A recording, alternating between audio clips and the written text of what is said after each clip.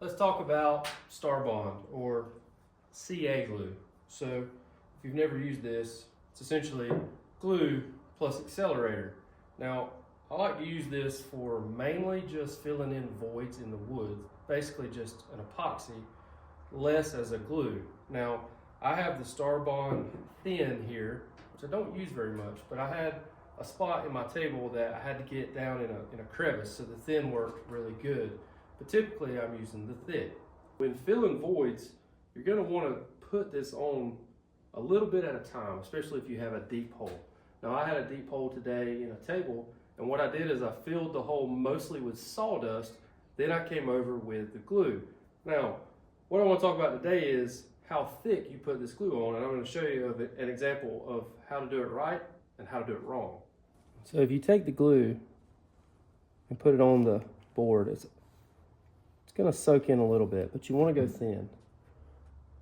Now, if I take and spray that accelerator, that glue is gonna dry pretty instantly. And I want you guys to notice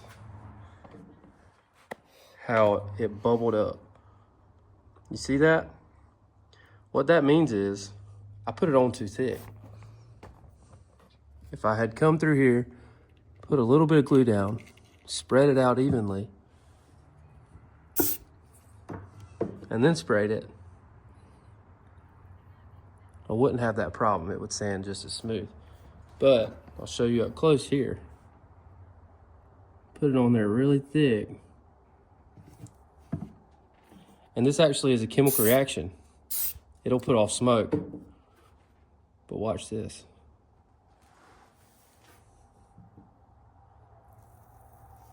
See that? I don't know if you can see it in the video, but there is smoke coming off of that. That is not what you want, and it is warm to the touch. You want smooth, not foamy.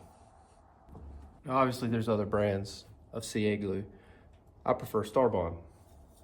Buy the accelerator, buy the glue. They have kits. They have different colors. Just recently used the brown on my table. Looks fantastic. But I hope this helps. If you would, like and subscribe.